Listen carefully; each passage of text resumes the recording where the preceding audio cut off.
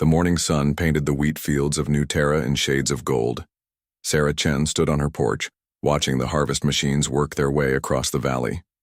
To any outside observer, it looked like peaceful farming. The machines moved, slowly, cutting grain and storing it in large containers. Workers in simple clothes guided the equipment with practiced ease. Sarah smiled at the illusion. Those harvest machines could transform into weapons platforms in under 3 minutes. The workers were some of the deadliest soldiers humanity had ever produced. And beneath those golden wheat fields lay manufacturing plants that could build warships. A soft beep from her wrist device interrupted her thoughts. "Commander Chen," the voice was calm but urgent. "We have visitors." Sarah's smile faded. She had hoped this day would never come, but they had prepared for it anyway. "How many?" 200 ships, ma'am. They're requesting communication." "Put them through." The holographic display flickered to life, showing a creature that looked like a cross between a lizard and an insect. Its skin was dark green with metallic plates, and its eyes glowed with an amber light.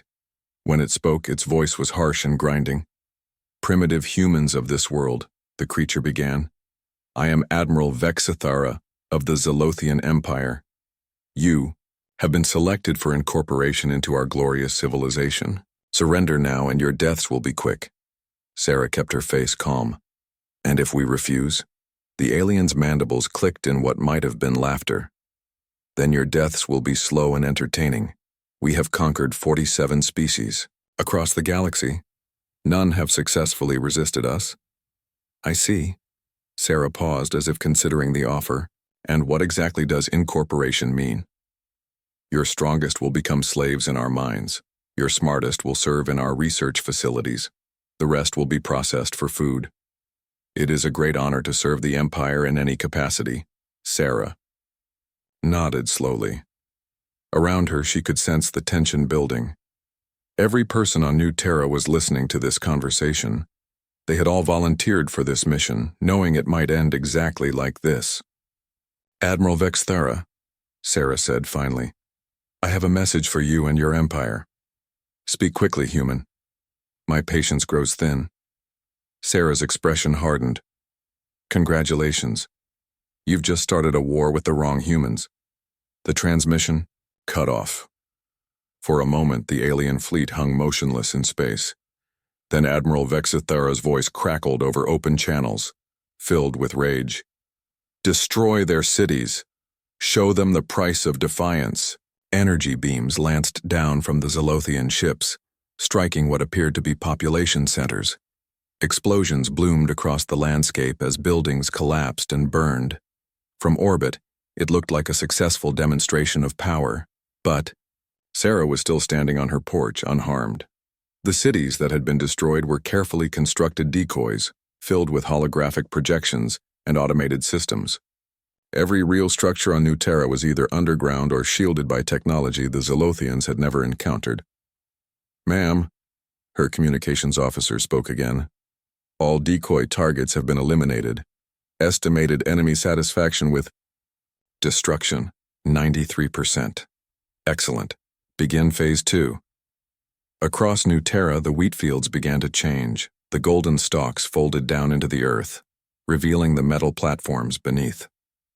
What the Zolothians had mistaken for farming equipment rose up on mechanical legs, unfolding into weapon systems that defied conventional understanding. The harvest machines transformed into particle beam cannons capable of striking targets in orbit. The storage silos opened to reveal missile batteries with enough firepower to level mountains, and from hidden bunkers scattered across the planet, fighter craft launched into the sky. Not the crude rockets the aliens expected, but sleek vessels that moved like living things. Admiral Vexithara watched his tactical display with growing confusion. "What are those readings?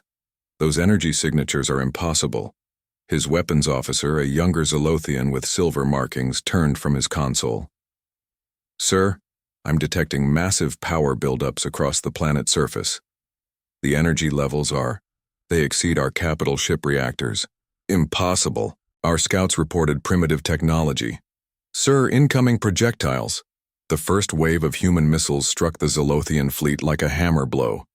But these weren't ordinary explosives. They were smart weapons that analyzed their targets in flight, adapting their approach to exploit weaknesses in alien shield technology. Zolothian ships began to explode in brilliant flashes of light. Their shields, designed to stop energy weapons and conventional missiles, offered no protection against weapons that rewrote the laws of physics on impact. "Evasive maneuvers!" Admiral Vexithera screamed. "Return fire! Destroy everything on that planet!" But the human weapons platforms were no longer where they had been. They moved across the landscape on mechanical legs, repositioning faster than the alien targeting systems could track. Each time the Zolothians fired, they hit empty ground. Meanwhile, the human fighter craft reached orbital space and began their attack. They moved unlike anything in Zolothian experience, not in formation lines like civilized species, but as individual hunters. Each craft seemed to know where the others were without communication, coordinating their attacks through some invisible network. "Sir!" The weapons officer's voice was shaking now. "We've lost 60 ships. Our weapons can't lock onto their fighters. They're using some kind of adaptive stealth technology." Admiral Vexithera stared at the tactical display in disbelief. In 1 hour, half his fleet had been destroyed by what he had assumed was a primitive farming world. This was impossible. It violated everything the Empire knew about human capabilities. "Retreat," he finally ordered. "All ships, withdraw to Rally Point 7. The surviving Zolothian vessels fled into jump space, leaving behind a debris field that would puzzle salvage crews for decades. As the last alien ship disappeared, Sarah Chen allowed herself a small smile. "Damage report," she requested. "Minimal losses, ma'am. 3 fighter craft with minor shield damage. No casualties. All decoy installations performed as expected." Sarah nodded. The first phase had gone exactly as planned. The Zolothians would report back to their superiors, describing the unexpected resistance. They would request reinforcements, certain that a larger force could overwhelm these troublesome humans. They had no idea what they had just awakened. "Send the quantum burst transmission," Sarah ordered. "Protocol 7 authorization. Full spectrum activation." Across the galaxy, in star systems controlled by dozens of different alien species, ordinary-looking humans received a coded message. Mechanics working on alien starships, traders selling goods in alien markets, researchers studying in alien universities, all of them members of the Terran Shadow Network. For 3 centuries, humanity had been playing a very long game. While other species focused on expansion and conquest, humans had quietly infiltrated every major civilization in the galaxy. They had learned alien languages, studied alien technology, and most importantly, they had waited. The message was simple. They struck first. On the Zolothian capital world of Vex Prime, a human maintenance worker named John Smith received the signal while repairing communication equipment in the Imperial Command Center. He had spent 15 years earning the aliens' trust, becoming just another face in the crowd of conquered species that served the Empire. Now, with a few keystrokes, he uploaded a virus into the Zolothian military network. It was a subtle program, designed to cause small failures that would compound over time. Communications would become unreliable, weapon systems would misfire, navigation computers would develop mysterious errors. Similar acts of sabotage began, occurring throughout Zolothian space. Ships suffered mysterious engine failures. Weapons factories produced defective equipment. Command centers lost contact with their fleets at crucial moments. The Empire's leadership, still unaware of the scope of the threat, prepared their response. They would teach these upstart humans a lesson that would echo across the galaxy for generations. They were about to learn that some lessons are more painful for the teacher than the student. Emperor Zethkaros sat on his crystalline throne, listening to Admiral Vexithera's report with growing irritation. The throne room of Vex Prime was built to intimidate. Massive pillars reached toward a ceiling lost in shadows, and the walls displayed the conquered banners of 47 different species. "You're telling me," the Emperor said slowly, "that a single farming world destroyed half of your fleet?" Admiral Vexithera's headplates clicked nervously. "Your Majesty, these humans have technology we've never encountered. Their weapons seem to adapt in real time. Their ships move in ways that violate known physics. Or perhaps, the Emperor's voice turned cold. You underestimated a simple agricultural colony and panicked when they showed resistance. My lord, with respect, I've been fighting for the Empire for 30 cycles.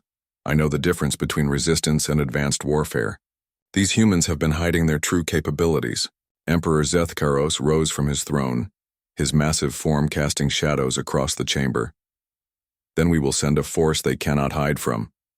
Admiral Kethavar. A younger Zolothian stepped forward, his armor gleaming with recent victories.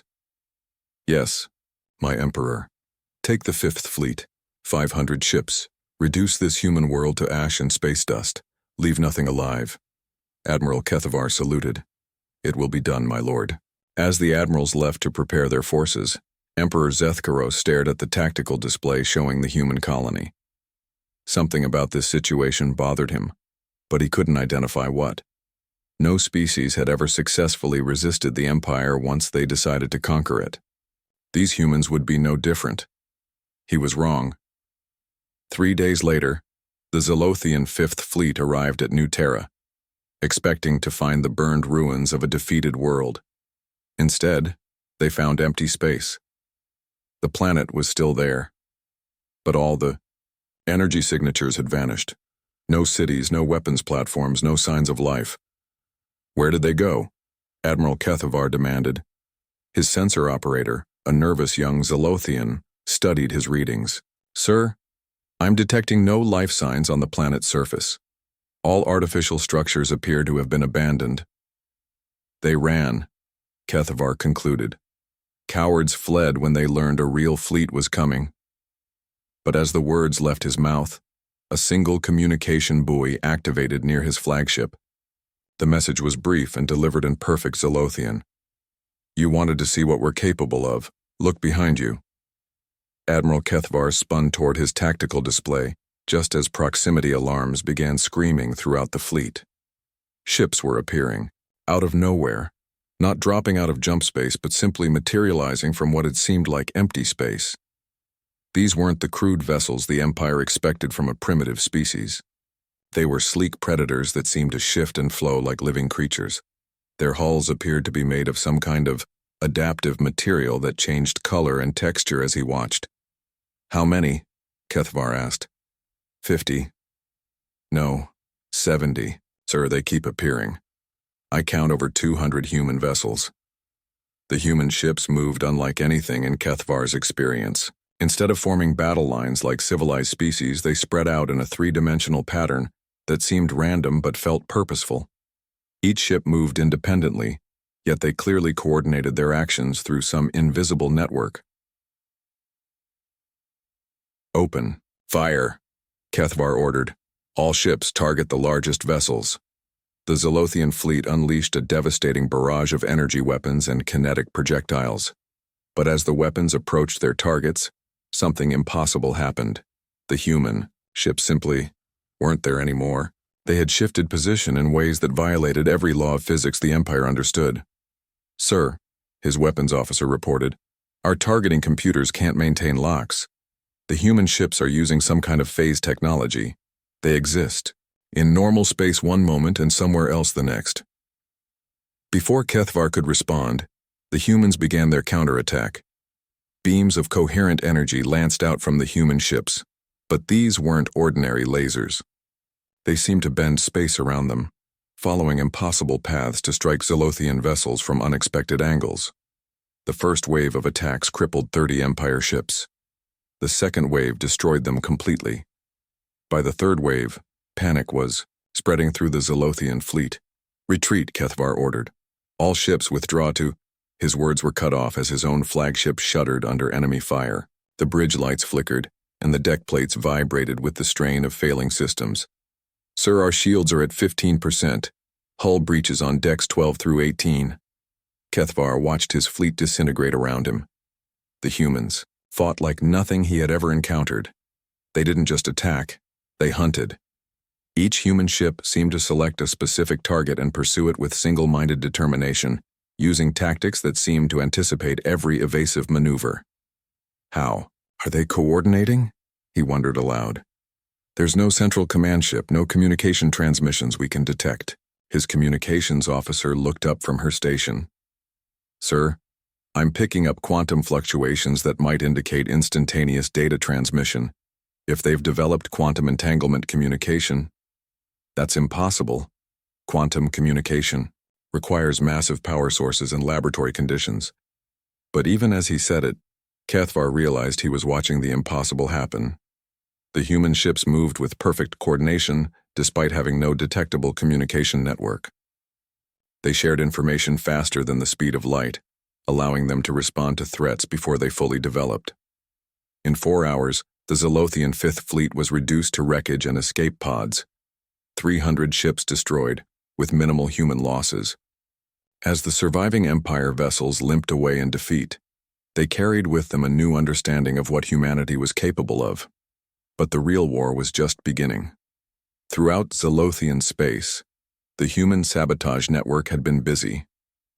On Keth 9, the Empire's primary shipyard, Maria Santos finished her shift as a cargo pilot. Over the past 3 years, she had used her access to plant microcharges in the support structures of 12 different battleships under construction. As the news of the Fifth Fleet's defeat reached the shipyard, Maria triggered the charges. The explosions were small and precisely placed, causing what appeared to be structural failures in the massive vessels. Months of work and billions of credits and resources vanished in carefully orchestrated accidents. On the industrial world of Threx 2, maintenance worker David Kim received his activation signal while repairing atmospheric processors. The Empire used these processors to maintain breathable air on conquered worlds. Kim had spent 2 years learning their systems, and now he introduced a subtle virus into their control networks. The processors would continue working normally for weeks, but gradually, they would begin producing atmospheric mixtures that favored human physiology over Zolothian. By the time anyone noticed, breathing would become difficult for the Empire's forces on dozens of worlds. Similar acts of sabotage occurred across the galaxy. Communication networks developed mysterious glitches. Weapon systems required constant recalibration. Supply convoys suffered navigation failures that stranded them in empty space. The Empire's response was predictable. Emperor Zeth Karos, enraged by the loss of 2 fleets, declared total war against humanity. He mobilized every available ship, calling back forces from the furthest reaches of the Empire. The Grand Armada would be assembled, 3,000 ships, representing the accumulated might of a galactic empire. "We will not merely conquer these humans," the Emperor announced to his war council. "We will erase them from existence. Every human world will burn. Every human ship will be destroyed. Their species will become a cautionary tale told to children of conquered races." The admirals saluted and dispersed to their commands, confident that no force in the galaxy could stand against the Empire's full military might. They had learned nothing from their previous defeats, still thinking in terms of conventional warfare. Meanwhile, on New Terra, Sarah Chen received reports from human agents throughout the galaxy. The sabotage was proceeding perfectly. The Empire was gathering its forces exactly as predicted, concentrating their entire military in one location for a single decisive battle. "They're making this easier than we expected," her aide commented. Sarah smiled grimly. Pride has always been the weakness of bullies.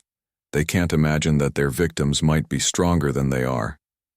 She activated a secure communication channel that reached across the galaxy to Earth itself.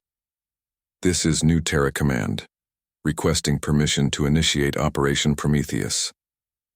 The reply came back immediately. "Permission granted. Show them what humanity is really capable of." Sarah turned to her staff. "Signal all units. Phase 3 is authorized. It's time to end this war." Across human space, weapons that had been hidden for centuries began to power up. Ships that had remained concealed in asteroid fields and nebulae emerged from their hiding places. And on Earth itself, the planet's greatest secret began its final preparations. The Zolothian Empire was about to learn why humanity had chosen isolation 3 centuries ago. Some species expanded across the galaxy seeking conquest. Others sought knowledge or resources or trade. Humanity had been preparing for war. Admiral Kethavar stood before Emperor Zethkaros, his armor scorched and his pride shattered. The throne room felt colder than usual, and the silence stretched like a blade between them. "Tell me again," the Emperor said quietly. "How 200 human ships destroyed 500 of our finest vessels?" Kethavar swallowed hard. "My lord, their technology is beyond anything we've encountered. They phase in and out of normal space. Their weapons ignore our shields. They fight like—" He paused, searching for the right words. "Like what, Admiral?" "Like predators, my lord. Each ship hunts independently, but they coordinate perfectly. They don't fight like a fleet. They fight like a pack of wolves." Emperor Zethkaros rose from his throne, his massive form trembling with rage. "Wolves? You compare our enemies to simple beasts?" "My lord, I meant—" "Enough." The Emperor's voice echoed through the chamber. "You have disgraced the Empire twice. You will redeem yourself by leading the advance force of our Grand Armada." Kethavar bowed deeply, knowing that redemption likely meant death in the coming battle. "Yes, my Emperor." As the defeated admiral left the throne room, Emperor Zethkaros activated a galaxy-wide communication channel. His image appeared on every screen in Zolothian space, from the capital world to the most distant outpost. "Citizens of the Empire," he began, "we face a new enemy. The humans have revealed technology that threatens our way of life. But we are Zolothians. We have conquered 47 species across 3 galactic arms. No primitive mammals will stand against the might of our Grand Armada." The response was immediate and enthusiastic. Across the Empire, ships began moving toward the rally point at Nexus Station. 3,000 vessels of every class and configuration, battleships, destroyers, carriers, and support craft. It was the largest military force ever assembled in galactic history, but in the hidden depths of space, something else was stirring.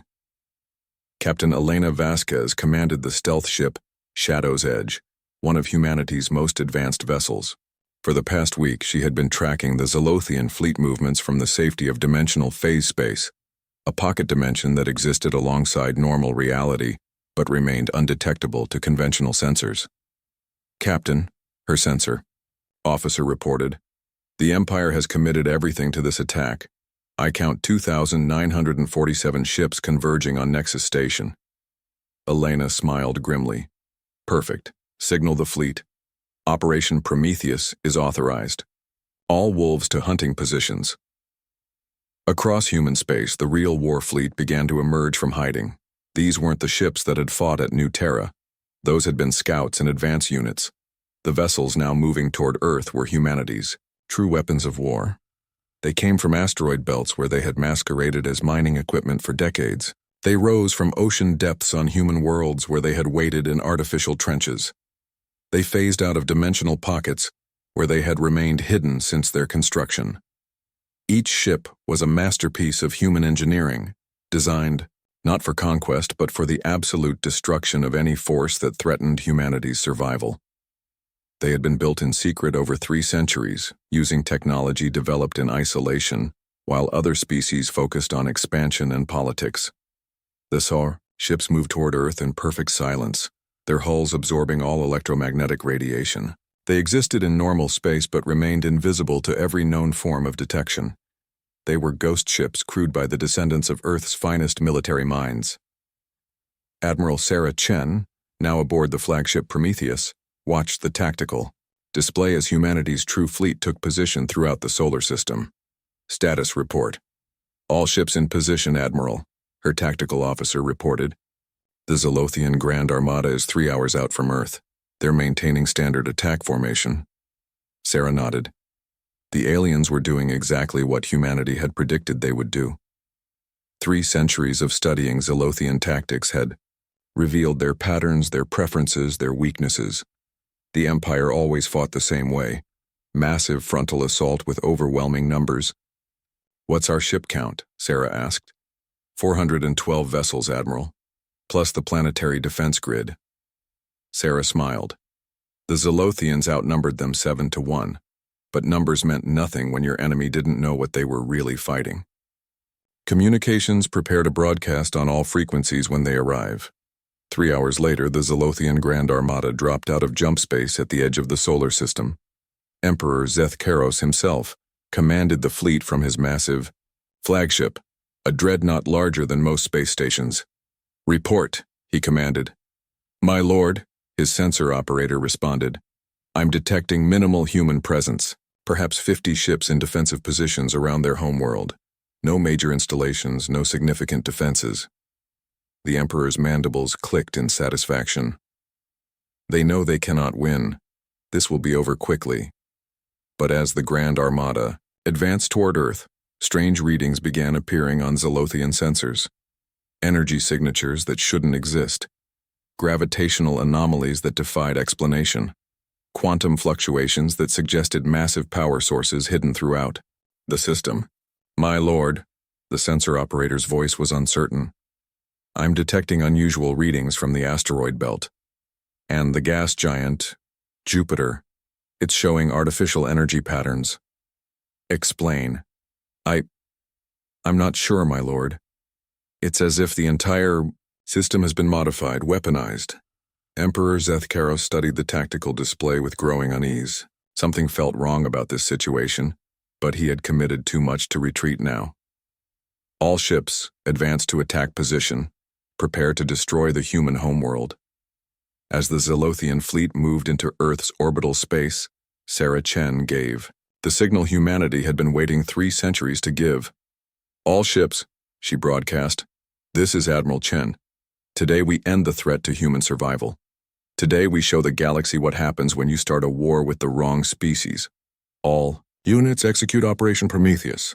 The response was immediate and devastating. Hidden weapons platforms throughout the asteroid belt powered up and fired. But these weren't conventional weapons. They were planet killers that humanity had spent centuries perfecting. Beams of coherent energy lanced across space, each one capable of cracking the core of a world. The moons of Jupiter opened like flowers, revealing massive railgun installations that had been disguised as natural satellites. They fired projectiles at significant fractions of the speed of light, each slug containing enough kinetic energy to destroy a capital ship. From the depths of space beyond Pluto, the Ghost Fleet materialized. 400 ships phased into normal reality simultaneously, their weapons already charged and targeting solutions calculated. They opened fire before the Zolothians even knew they were there. But the greatest surprise was Earth itself. The planet's continents split along carefully engineered fault lines, revealing the massive directed energy weapon that humanity had spent 300 years building. Earth's core had been converted into a power source capable of generating planet-killing energy beams. The entire world had become a gun. "Impossible!" Emperor Zethkaros screamed as his flagship's shields collapsed under the assault. This cannot be happening, but it was happening. The Zolothian Grand Armada, the most powerful military force in galactic history, was being systematically destroyed by weapons that shouldn't exist. Human technology had advanced far beyond anything the Empire had imagined possible. In the first hour of battle, 1,000 Zolothian ships were destroyed. In the second hour, another 1,000 fell to human weapons. By the third hour, the survivors were fleeing in panic, abandoning their emperor and their pride in favor of simple survival. Emperor Zethkaros died when Earth's planetary weapon fired directly at his flagship. The massive dreadnought simply vanished, converted to plasma by energies that could have sterilized continents. When the battle ended, less than 200 Zolothian ships remained from the original force of 3,000. They limped away from Earth carrying tales of impossible weapons and a species that had turned their entire star system into a fortress. Sarah Chen stood on the bridge of Prometheus, watching the debris field that had once been the Empire's pride. Communications opened a channel to all remaining Zolothian vessels.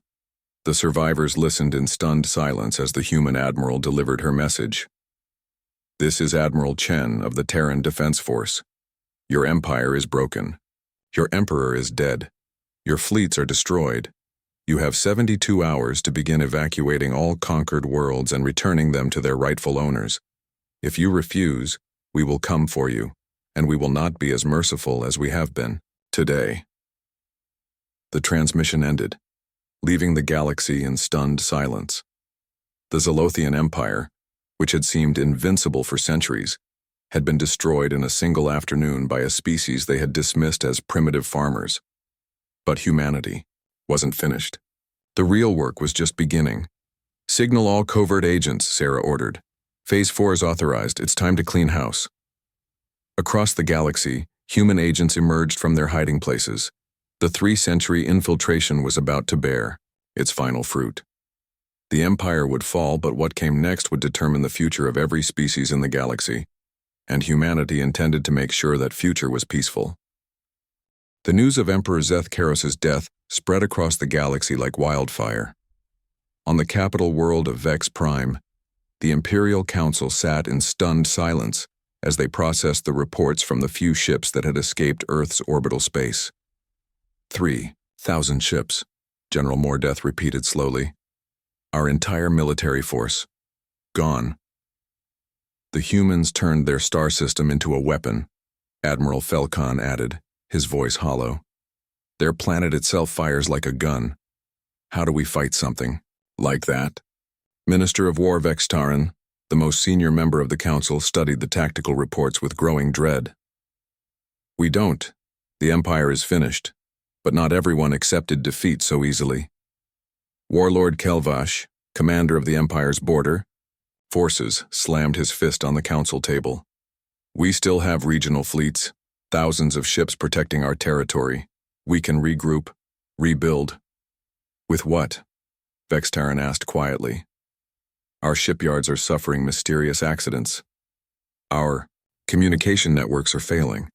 Our supply lines are disrupted by technical problems that our engineers can't explain. The truth was becoming clear to those willing to see it. The humans hadn't just destroyed the Grand Armada, they had been systematically undermining the Empire for years, maybe decades. Every system failure, every accident, every communication glitch had been carefully orchestrated. They've been inside our infrastructure all along, Admiral Felcon realized. The humans have been planning this for how long? The answer came from an unexpected source. In the Council Chamber's communication center, a human technician named Marcus Webb had been maintaining their equipment for 8 years. The Zolothians had trusted him completely, seeing him as just another conquered being grateful for the opportunity to serve. Now Marcus stepped away from his console and activated a device he had carried for nearly a decade. The chamber's blast, doors sealed with a solid clang, trapping the Imperial Council inside their own meeting room. Actually, Marcus said in perfect Zolothian, we've been planning this for 312 years. The council members stared at him in shock, a human, speaking their language without a translator, standing in the heart of their government as if he belonged there. You're surprised, Marcus continued. You shouldn't be. We've been here all along, learning your language, studying your culture, mapping your weaknesses. Did you think we would remain weak forever? Warlord Kelvash reached for his weapon, but Marcus raised a small device that hummed with energy. I wouldn't recommend that. This room is now flooded with a gas mixture that's perfectly safe for humans but highly toxic to Zolothians. You have about 10 minutes before it becomes lethal. What do you want? Minister Vexitaran demanded. Your surrender, Marcus replied simply. Total and unconditional. You will order all Imperial forces to stand down. You will begin immediate evacuation of all conquered worlds. You will submit to human authority for the transition period. Never, Kelvash snarled. The Empire will never bow to mammals. Marcus checked his device. 9 minutes. But let me show you something that might change your mind. The room's holographic. Display activated, showing space above Vex Prime. The Zolothian leaders watched in growing horror as ships began appearing in their planet's orbital space. Not dropping out of jump drives, but simply materializing from empty space. Hundreds of human vessels, their sleek forms moving with predatory grace around the Empire's capital world. The planetary defense systems tried to target them, but the weapons couldn't maintain locks on ships that phased in and out of normal space. That's the Terran Second Fleet, Marcus explained casually. They've been waiting in dimensional phase space for my signal. Right now, they're targeting every military installation on your planet. One word from me and your capital becomes a crater. General Mordeth studied the tactical display with a soldier's eye. Those ships, they're not just advanced. They're using technology we've never seen before.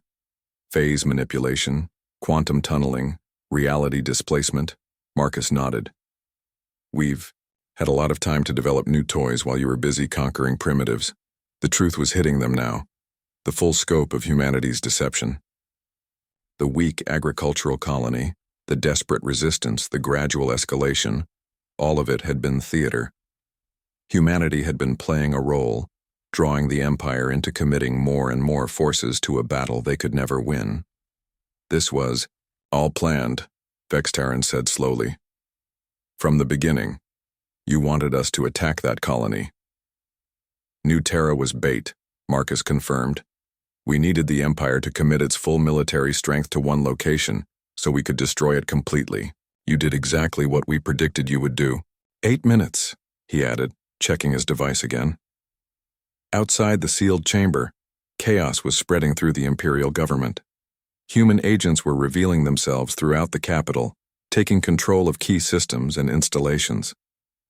The beings the Zolothians had dismissed as conquered servants were actually some of humanity's most skilled operatives. On military bases across Vex Prime, human maintenance workers activated viruses they had planted in weapon systems. Supply. Depots suffered convenient explosions. Communication centers went offline due to mysterious technical failures. The pattern was repeating across the galaxy. On every world the Empire controlled, human agents were emerging from their cover to disable military assets and free conquered populations.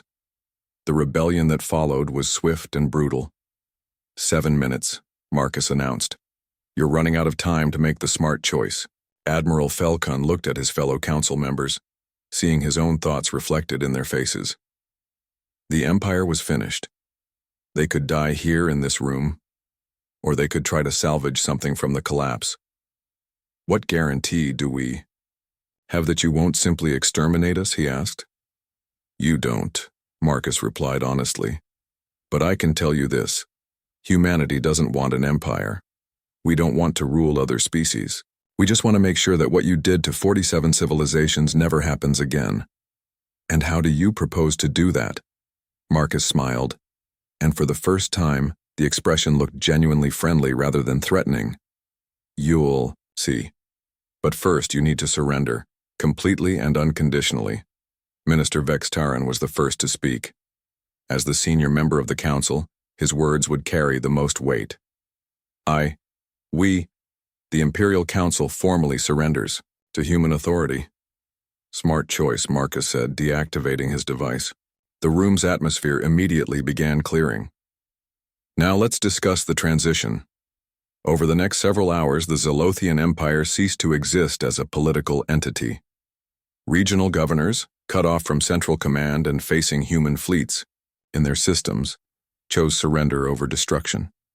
Some warlords attempted to continue fighting, but they found their ships sabotaged, their communications disrupted, and their supply lines severed. The conquest that had taken the Empire 3 centuries to build collapsed in 3 days. But the galaxy's problems were far from over. Without the Empire's iron grip, dozens of species began settling old scores. Warlords emerged from the power vacuum, attempting to carve out their own territories. Several aggressive species saw an opportunity to expand into former Imperial space. The galaxy teetered on the edge of chaos with hundreds of different factions fighting for control of strategic systems. It was exactly the kind of situation that had led to the Empire's rise in the first place. That's when humanity revealed the next phase of their plan. Admiral Sarah Chen, now commanding a fleet of 200 ships, arrived at the neutral world of Sanctuary Station, where representatives from across the galaxy had gathered to discuss the post-imperial future. The station was in chaos when she arrived. Delegates from dozens of species were arguing, making threats, and forming temporary alliances that would last only until a better opportunity arose. The Galactic Council, such as it was, had no real authority and no means of enforcing decisions. Sarah walked into the main assembly hall, her simple human uniform a stark contrast to the elaborate outfits worn by other delegates. She didn't announce, herself or wait for recognition. She simply activated a holographic projector and began to speak.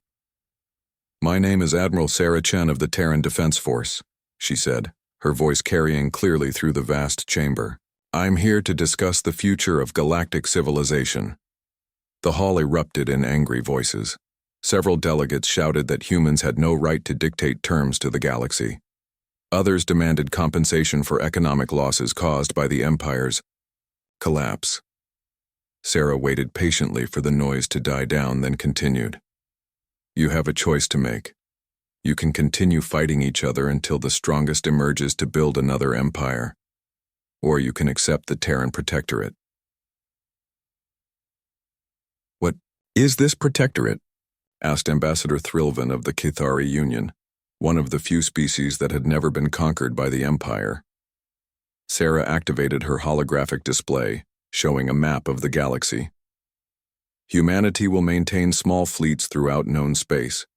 We will not govern your worlds, collect taxes, or interfere in your internal affairs, but we will prevent any species from conquering another." The chamber erupted again, but this time with different questions.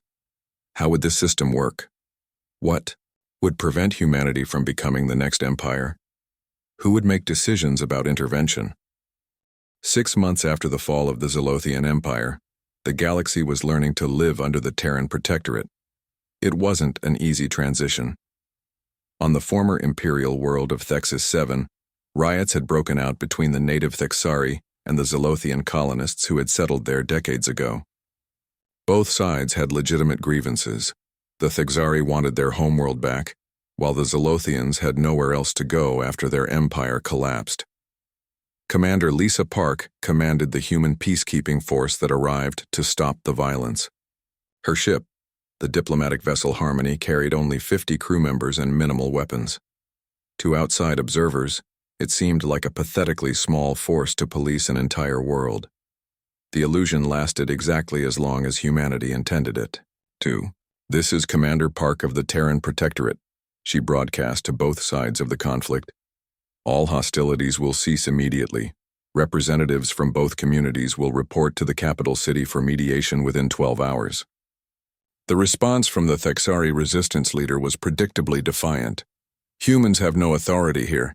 This is our world, and we will drive out the invaders with or without your permission." "I understand your position," Lisa replied calmly.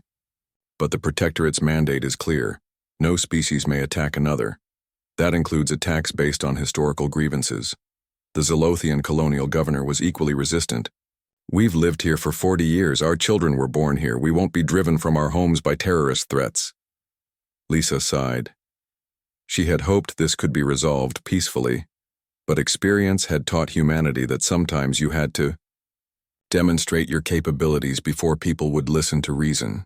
"Computer, activate Protocol 7, she ordered. High above Thexus 7, space seemed to ripple like water. 50 ships materialized from dimensional phase space, their weapons trained on military targets across the planet. But these weren't warships. They were enforcement vessels designed specifically for peacekeeping operations. Instead of firing destructive energy beams, they projected containment fields that surrounded every weapons depot, military base, and armed group on the planet. The fields were impermeable but harmless, creating temporary prisons that prevented violence without causing injury. Within an hour, every gun, bomb, and missile on Thexus 7 was locked away behind energy barriers that couldn't be broken by any known technology. The fighting stopped simply because no one could access their weapons. "Now," Lisa broadcast, "perhaps we can discuss this like civilized beings." The mediation that followed established a pattern that would be repeated across the galaxy. The Protectorate didn't impose solutions. They created conditions where peaceful solutions became the only viable option. Both communities on Thexus 7 eventually agreed to a power-sharing arrangement that gave the Thexari political control while guaranteeing rights and territory for Zolothian families. It wasn't perfect, but it was peaceful. Similar situations played out on dozens of worlds as the galaxy adjusted to its new reality. The Hadrian Confederacy attempted to seize several undefended systems, only to find human ships waiting for them at each target. The Corvan raiders tried to resume their traditional piracy, but discovered that every cargo vessel in known space was now under Protectorate protection. The most serious challenge came from an unexpected source. The Altarian Republic had been one of the few species to successfully resist Zolothian conquest through superior technology and strategic alliances. They were also the most vocal opponents of the Terran Protectorate, arguing that humanity had no right to impose peace on unwilling species. Ambassador Veltara of Altair stood before the Galactic Council on Sanctuary Station, her blue skin flickering with patterns that indicated strong emotion. The humans speak of peace, but what they offer is tyranny. They have made themselves our masters without our consent. Admiral Sarah Chen, now serving as humanity's primary representative to the galactic community, listened patiently to the accusations. She had expected this challenge and prepared for it carefully. Ambassador Veltara raises important points, Sarah acknowledged. The Protectorate system does limit your freedoms. You're no longer free to wage wars of conquest. You're no longer free to enslave other species. You're no longer free to commit genocide. If those limitations feel like tyranny, perhaps you should examine your own intentions. The Altarian ambassador's skin patterns shifted to deeper blue, indicating anger. You twist our words. We seek only the right of self-determination, the right to defend ourselves against aggression.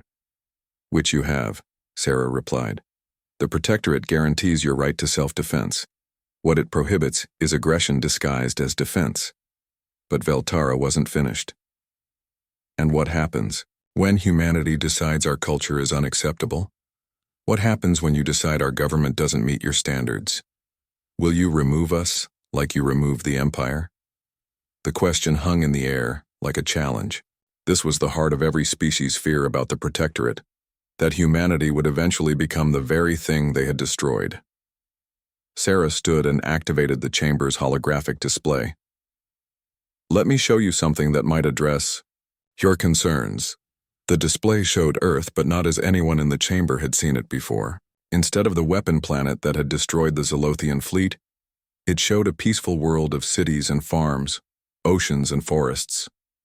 This is Earth as it exists today, Sarah explained. Our weapon systems have been deactivated and dismantled. Our war fleets have been converted to peacekeeping vessels. Our entire military doctrine has been restructured around conflict prevention rather than victory in battle. The images continued, showing human colonies throughout the galaxy, peaceful, settlements engaged in research, trade, and cultural exchange. No vast fleets, no planet-killing weapons, no signs of the military might that had destroyed an empire. We kept our promise, Sarah continued. We built the Protectorate not to rule the galaxy, but to protect it. And now we're making another promise. The Protectorate will be temporary. This announcement sent shockwaves through the chamber. Several delegates began speaking at once, their voices creating a cacophony of confusion and concern. Sarah waited for quiet, then continued. We estimate it will take 50 years for galactic civilization to develop the institutions necessary for self-governance. Trade networks that promote cooperation over competition. Diplomatic protocols that resolve conflicts before they become wars. Cultural exchanges that reduce fear and mistrust between species. She paused, looking directly at Ambassador Veltara. When that time comes, humanity will withdraw from our peacekeeping role. The Protectorate will be dissolved, and you'll be free to govern yourselves without our interference. And if we refuse? The Altarian asked. What if we decide 50 years isn't enough? What if we want you gone now? Sarah's expression grew serious. Then you'll get your wish. But understand what you're choosing. The moment the Protectorate ends, you'll be free to start wars again, free to conquer and enslave and genocide, and we won't stop you. She gestured to the display, which now showed the ruins of former Zolothian worlds where species were still fighting over territory and resources. Look at what happened when the Empire fell. Look at the chaos, the violence, the suffering. Is that really what you prefer to peace? The chamber fell silent as delegates considered her words. The truth was uncomfortable but undeniable. Most species weren't ready for complete freedom. Left to their own devices, they would likely repeat the same patterns of conflict that had dominated galactic history. Ambassador Veltara's skin pattern slowly shifted from angry blue to thoughtful purple. 50 years, she said finally. And then you'll truly leave us alone? We'll leave the galaxy in better hands, Sarah replied. Yours. The vote that followed was unanimous, the first time in galactic history that every species had agreed on anything. The Terran Protectorate would continue, but with a clear end date and defined objectives for transition to self-governance. Over the following decades, the galaxy changed in ways no one had anticipated. Trade flourished when merchants didn't have to worry about pirates or conquest. Scientific research accelerated when species could share knowledge without fear of military applications. Art and culture blossomed in the peace that humanity enforced. Young. Zolothians grew up on worlds where they learned the languages of other species. Thixari artists created sculptures that incorporated Altarian mathematical principles. Corvin engineers worked alongside human scientists to develop new forms of clean energy. The generation that came of age under the Protectorate had no memory of the constant warfare that had defined their parents' lives. To them, peace wasn't an enforced compromise. It was the natural state of civilization. 25 years after the establishment of the Protectorate, Sarah Chen stood on the observation deck of her flagship, watching a joint scientific expedition launch toward the galactic core. The expedition included representatives from 18 different species, working together to investigate phenomena that no single civilization could study alone. Her aide, a young human named David Kim, son of the saboteur who had helped bring down the Empire, joined her at the viewing port. "Do you think they'll be ready?" he asked. "When the 50 years are up?"